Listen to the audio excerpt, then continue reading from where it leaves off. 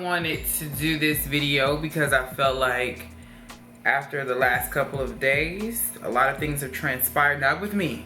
I've been good. I've been pretty good, people. But if you follow me on Instagram, then you guys know that I had did an Instagram live about a situation with another YouTuber and, you know, people in their life.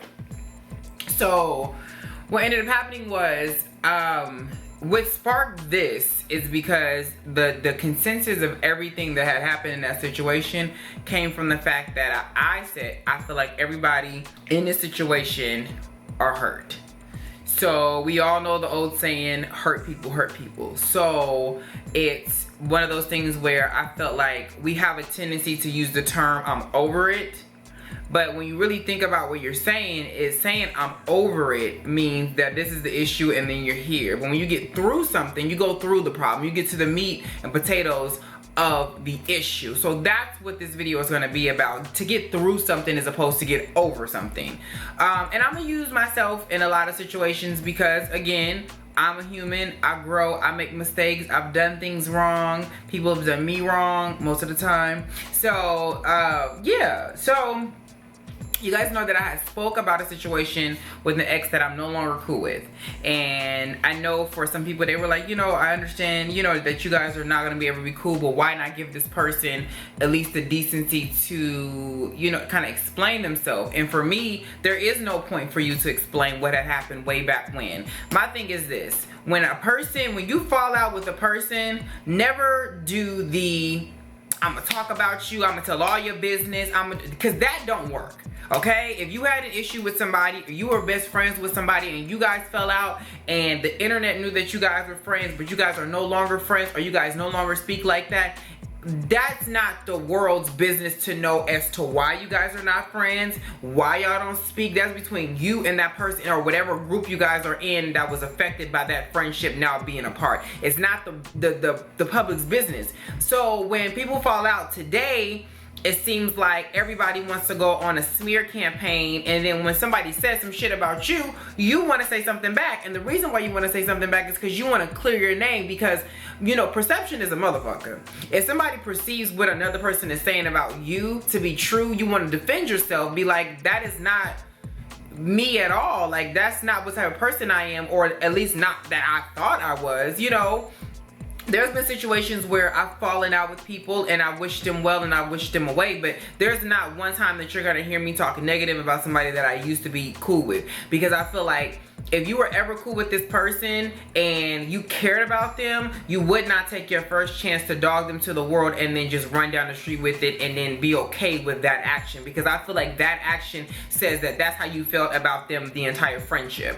You know, so if I care about somebody or cared about somebody, I can tell my side of what I feel for the platform that I have and what I choose to do with it.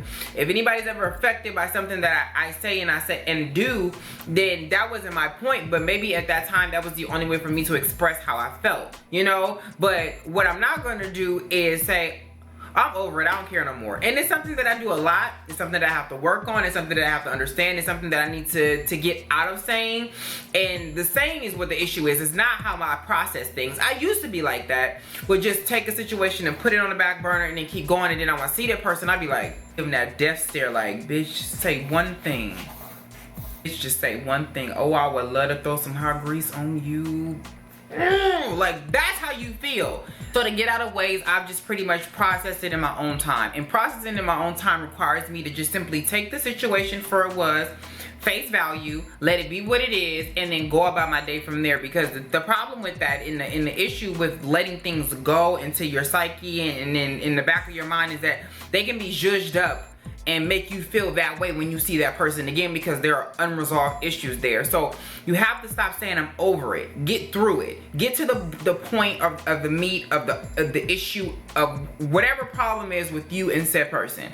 So if I have an issue with my homegirl that I was cool with way back in, we ain't cool no more, I'm gonna let her know, this is the reason why I don't fuck with you no more, because you did A, B, and C. okay? And I might have did X, Y, and Z. And those things just ain't gonna go, okay? Because the middle part of that entire alphabet has been fucked. So we cannot have the meetings of the minds and we're not gonna be cool. So I won't say anything about you. Don't say nothing about me. And we can go about our day. I wish you nothing but the best. Whether you mean it or not, and if that's where you're trying to go, say it. Because eventually you're gonna get there. But wish them well, wish them the best, and wish them away.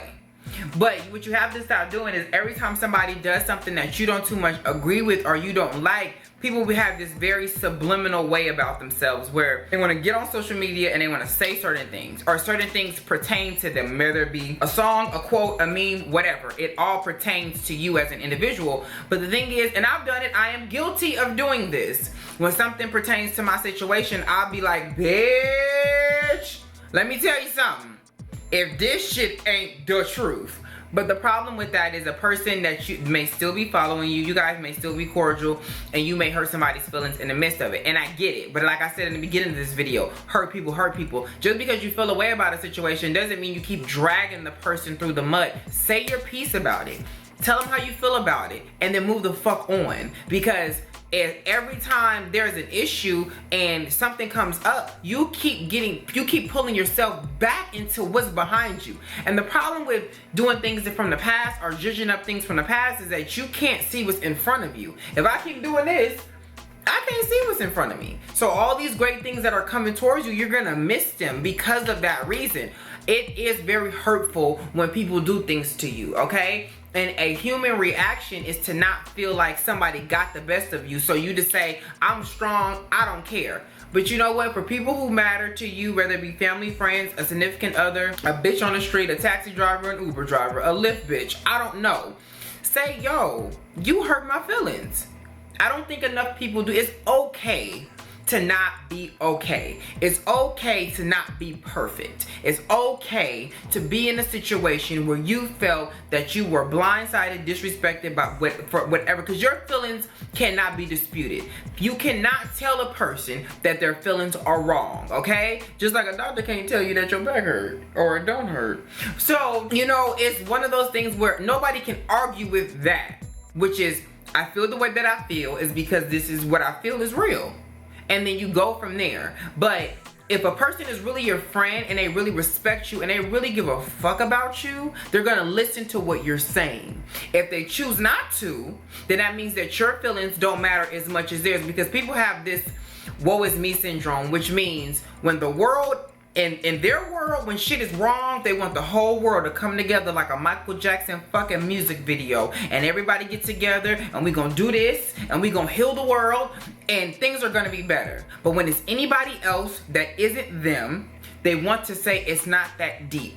Okay? And that's for people who have a lack of empathy for other people. There's a lot of things in the world that I've never personally been through, but I can only empathize with somebody's situation because of how bad I know how it feels for other situations. So that's where the empathy card comes in. It doesn't always have to be you, but just imagine if that was you, your mom, your sister, your significant other, your dog, your foot, anything. Put yourself in someone else's shoes. See, people don't like to do that because what it requires is work. And people don't like to work these days. They want everything to be given to them and let it be what it is because they feel like they are better than, like, no. So stop trying to say, I'm over it. Fuck that. Get through this shit. If somebody hurt you, if it was your mama who did something when you were 16, if it's your daddy who was never there, explain those things to them. Because for me, I don't think I've ever said this, but me and my mother are not close at all, okay? I love my mom to death. I just don't like her very much, okay? She has a lot of growing that she still needs to do as an individual. And throughout my life, my father has been incarcerated since, I think, like 94. So a big bulk of my life, all of my life, my father has been an absentee father. I speak about my grandparents a lot here on my channel, and I think people are under the impression that my grandmother and my grandfather are my mother's parents, but they are not. Those are my father's parents, and I'm closer to them than I am with my mom's side of the family. But the thing was, when I was a kid, my mom was my primary caretaker. So her feelings about my father, I pretty much manifest those for myself. So I liked somebody that I really didn't know. You know, the only thing I knew is he was a gangbanger. He got caught up in some shit, and now he's doing what everybody else dad in my class does, which is serving a whole shitload of time for some stupid shit. So what I did was, me and my mom had this really big blowout, and we, you know, I haven't talked to her, I think, in like 2 years. Probably like a little bit longer than that now. And after that, what it did was it put things in perspective. It's like, you know, when you think something is so bad, but then something else worse happens, and you be like, that ain't too bad. So for me, for a long time, me and my dad just didn't talk. And when I did speak to him, he never said anything negative about my mom, like ever. My mom, not so much. She had a lot to say. But what I learned from that situation is, you have an issue with someone that you don't even know, and you don't even want to give them a chance because you are harboring feelings that you haven't even expressed to him how you felt. So I went to him and I was like, I just want to let you know that I don't hate you. I actually love you. I thank you for my grandparents. You know, you weren't able to do what you were supposed to do, but your parents, you know, I came from a 2-parent household. My grandfather was always around. My grandmother would give me the world. Whatever my parents didn't do, they picked up the slack. So I feel grateful for that, as opposed to saying, woe is me, my parents were young parents and didn't know what the fuck they was doing. For everybody, they don't have people like that, you know, in the world where, especially now, I know people, mamas be like, I ain't taking care of them kids, bitch, please. So what it did was, once I kind of got out of my mom's own way of how she felt about him, I was able to get my own relationship with him, and now we're fine. You know, he wishes me happy birthday, he calls me, asks me how I'm doing. It's never just, how are you? That's how it is. I'm very proud of who you become as a person, and that is what means the most to me. But for a long time, I was upset with a person that I didn't even know, and he thought his consensus, which I kind of felt too, that he thought I hated him. And I can't really hate somebody that I don't know, you know? So when I told him that, he said it made me feel good, because what I didn't want to happen was he leave this earth, and all these years we haven't spoken, had in a relationship, he thought that his child hated him. That wasn't the case. I was just taking on my mom's insecurities and issues and problems that she had with him and putting them on my shoulders. And that doesn't work. So I'm able to have a relationship with somebody that normally I probably wouldn't have, because I stepped out of being over it and I got through it, and we had a conversation, and a lot of things came out in that conversation that made things better. So understand that if there is unresolved issues that you got with people, if people have hurt you, if you're hurt, you have hurt people, because again, taking accountability for yourself is a motherfucker, okay? It is a motherfucker. You sometimes have to say, I was wrong. Okay, because no matter what the situation is, it's something in the breakup of a friendship or a relationship you probably played a part in. It may be a small part, it may be a big part, but it's still a part. You know, a lot of times you hear people say, he's crazy, I didn't do anything. About 1.5% times that's the truth.